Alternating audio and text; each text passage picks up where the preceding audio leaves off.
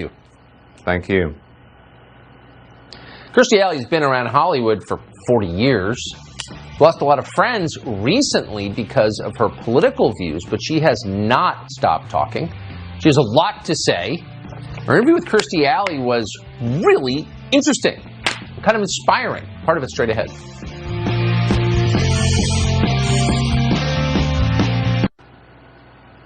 We don't talk to a lot of actors on this show. Honestly, most of them hate us and would never come on. But even those who would come on aren't that interesting when you talk to them. When they're not reading a script, they don't have a lot to say. Sad but true. Kirstie Alley is not that person at all. Kirstie Alley has been in films and on television for 40 years. When she has no script in front of her, she has a lot to say. More than we even imagined. It was an amazing conversation. Went on for about an hour on Tucker Carlson today. It's on Fox Nation. Here's part of it.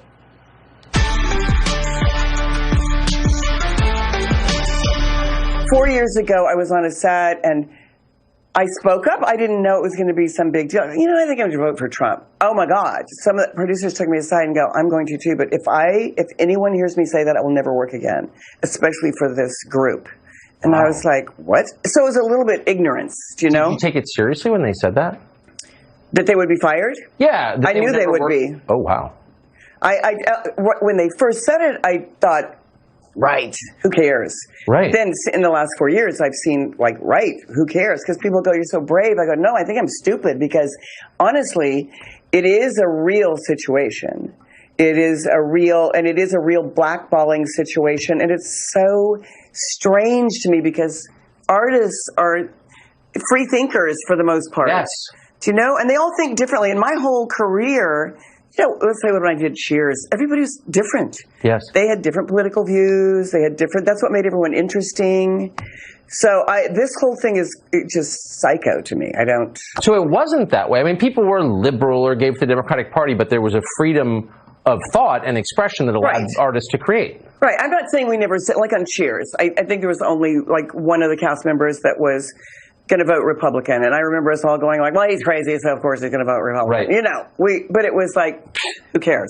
Did you try and kick him off the show, or? No, we didn't try to get him fired or kicked off. But there weren't any of those kinds of things. You know, in most of my career, you have guys doing blow and you have guys in rehab and they're not kicked off. Women tend to get kicked off shows more if they're doing drugs and with prostitutes. But, you know, men get like 12 chances. Yeah. And that's the only thing I can say about show business was women may get one chance if they're lucky and men get 12 or 15. But that's such an interesting point that it's endlessly tolerant of certain people's deviation from the norm, their eccentricities, their drug problems, sleeping with the wrong people. No, and that's kind of fine. No, you can be cooking meth and sleeping with hookers. Yeah. But as long as apparently you didn't vote for Trump. So it's, you know, I feel like I'm in the twilight zone a bit with the whole concept of it because, you know, an example is on Twitter, I had many celebrities followed me and now I think like 3 follow me. So they actually took you off the list? They unfollowed you? Oh, yeah.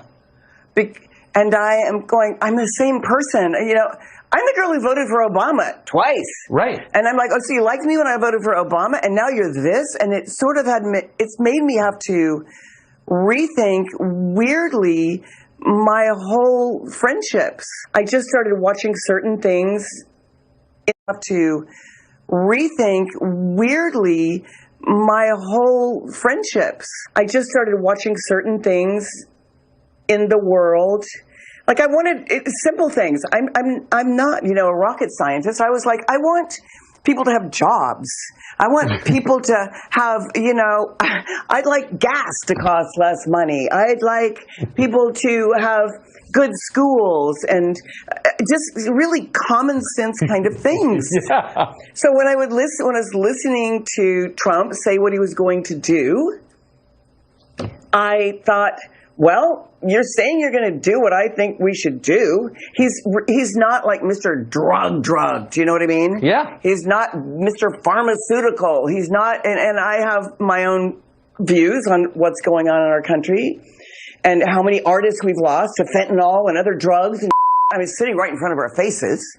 So I felt like I'd like to give this guy a chance.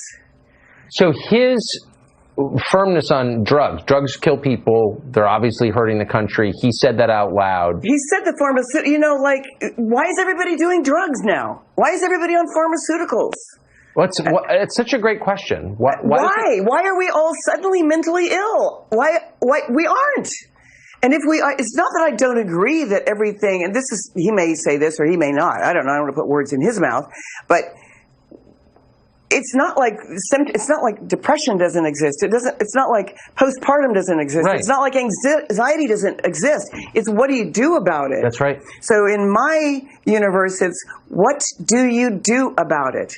And I said something on Twitter the other day. I said, let's stop drugging everybody. It was like, oh, are you a doctor? And I thought, do I have to be God, I really want to cuss right now. I want to say the F word. I want to say the F word so bad. Do I have to be an effing doctor to not want to take 1 million pharmaceuticals? Or how about if I'm depressed, I find out why? Do I have to have a disease? Wait, find out why? Yeah. If I'm anxious, why? It's like when I did coke, I was anxious all the time. Duh. I was drugging myself to death. As are many. Well, apparently former President Trump watched the entire hour.